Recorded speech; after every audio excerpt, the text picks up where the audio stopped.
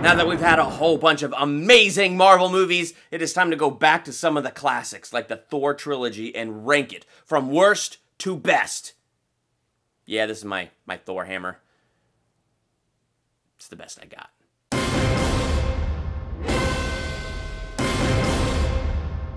Welcome to Durbania, I'm Durbin, and this is my ranking of the Thor Trilogy from worst to best. Man, there are so many epic Thor movies and Thor moments throughout the MCU, so I just thought I'd go back to those standalone solo Thor movies and rank them from worst to best. What do you think of the Thor Trilogy? Strong, weak? How would you rank it from worst to best? Be sure to do that in the comments right now. Let's dive into mine and get this conversation started.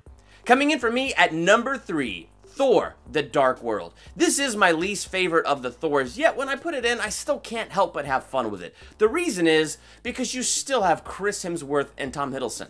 My gosh, those two are awesome, and they're awesome together. I mean, Chris Hemsworth is a fantastic Thor. Tom Hiddleston is a great Loki. They both have a unique charisma that they bring to their characters so that when you're watching them, you can't help but love them and have a great time with them. I mean, Loki is probably the greatest villain in the MCU because you can't help but love to hate him. Like, you're always rooting for him to turn around and be good. You're always rooting for him to make the right choice, but then you're never surprised when he's a little weasel and he does the wrong thing. And then we all have that little guilty laugh inside because we like to see him be evil, but at the same time we love him and we want him to be good. See, you gotta love that. You gotta love what Tom Hiddleston has brought to this role.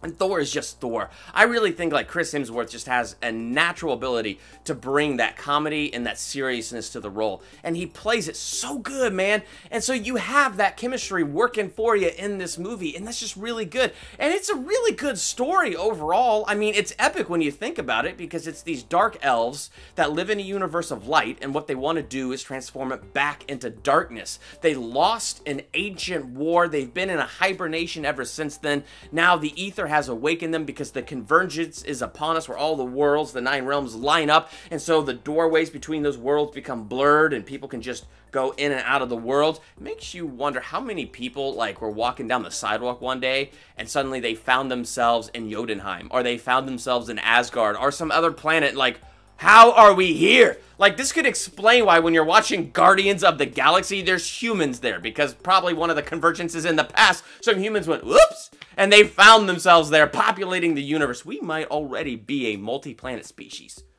But here's where it starts to get bland for me. So you have Malekith, and I don't think the actor's a bad actor. He probably did exactly what he was told to do and probably did a great job with it. But, I mean, to me, this is Malekith. I am Malekith, and I will destroy the world. We lost once, but we will not lose again. He just was bland to me, and he shouldn't have been, because he has a very epic backstory.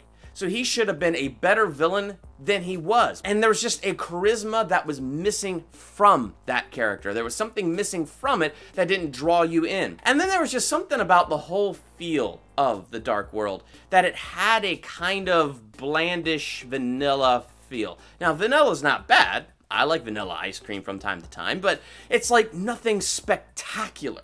So Thor, yeah, it was the first in the Thor series, so it was something spectacular, at least in my opinion. You get into Avengers and it's something spectacular.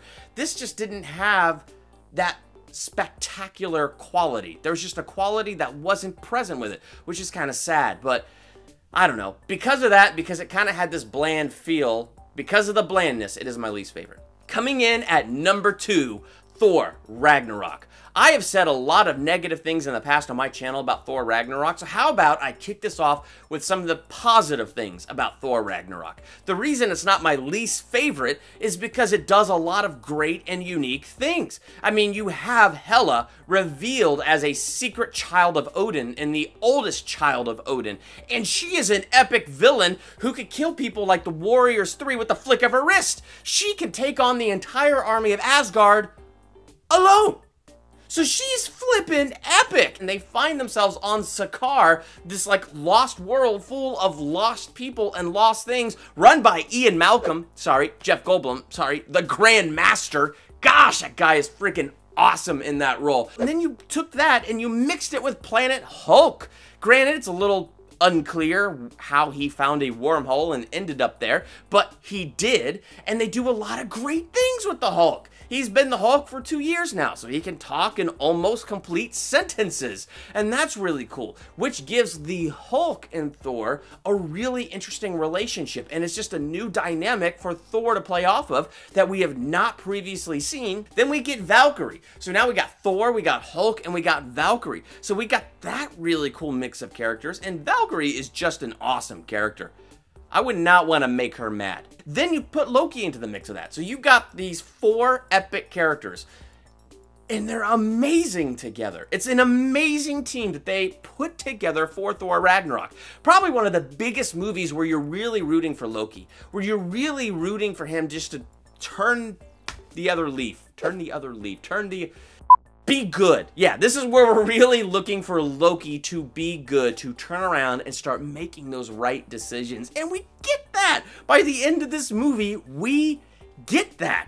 Your savior is here! It's a baby step. Those were really great Loki moments, Thor learning to use his power without the hammer. For the longest time, I really thought the power was in the hammer. Like, I knew because he's Asgardian, he was powerful all by himself. But so much of it, like the flying and the lightning, I really just thought was the hammer. So it was really cool to learn with, from my perspective, to learn with Thor that his power didn't come from the hammer. It was to hone and focus his power, and now he needed to learn to do that without. I still don't feel like we got the full potential of Thor without the hammer. But he was going to beat Hulk in that arena. He was. He was on the brink of winning, and then they electrocuted him, and he was down. Which brings me to this question. How does that work? I mean, my gosh, we're talking about a character who can breathe in space, apparently, who is, like, so epically powerful, and then a little charge on his neck stuns him. What? How much charge is in there? Would you and I just disintegrate under the full power of that? What is that? I choose to run toward my problems and not away from them. That's what. But we had to cover this movie with so much slapstick comedy, we missed so much of the epicness of what things could have been. I mean, seriously, to me, that's the biggest downfall of this movie, is they just decided, this Thor will be a slapstick comedy. Even though this is the movie where Asgard is destroyed, Odin dies, the Warriors 3 die, Hela's more powerful than all of them, Thor finds himself alone, his hammer is destroyed. This is super dark. But watch, he's gonna throw a ball out a window and it's gonna bounce back and knock him on the ground. Woohoo! I mean, yeah, that scene was actually pretty freaking hilarious. But that's not the point. The point is it was too funny. That is a dumb complaint, but it's true. That's what I felt like when I was watching it. I just felt like the movie lacked balance. I think it was okay to have slapstick comedic moments. I think that was perfectly fine, but it lacked the balance. When you watch Infinity War, Thor is hilarious. He has some of the funniest one-liners of the film, and they balance that with feeling the weight of all the loss that he's experienced. Number 1, Thor. And this one is my number 1 because it had the balance that I was just talking about. What I love about Kenneth Branagh, the guy who directed this, he's got a very strong Shakespearean background. And Shakespeare does a really good job in his plays of balancing tragedy, balancing love, balancing comedy. Like, all of that stuff is in there when you watch his plays or read his play. I did a lot of community theater, and I had a director that helped me understand a lot of Shakespeare stuff. I'm not saying go out and read a ton of Shakespeare. What I'm saying is the feel of that Kenneth Branagh brought to Thor, and Thor needed that feel, especially for an introduction, because we needed that sense of otherworldly epicness that Thor is. We needed the comedy because we needed that to ease us into that world and kind of just laugh with some of the things that are going on, because all of this is like, wow, this is a weird world. So we needed the comedy to like ease us into that, and the comedy to endear us to these characters, and it was there. And those comedic one-liners and funny moments, they were fantastic. But then, you know, we had the love between him and Jane, and I thought they did a good job with it. There was a little bit of a love triangle with Sif in there, but that wasn't overbearing or, you know, high school dramatic-y. Like,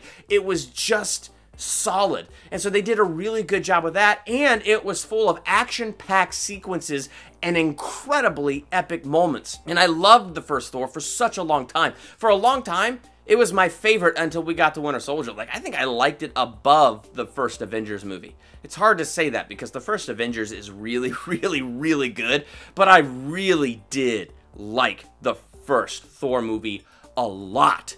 And so it's my number one, and after all of the Thor trilogy that has been out, none of the other Thor movies topped it, so it is still my number one. So where are you with that?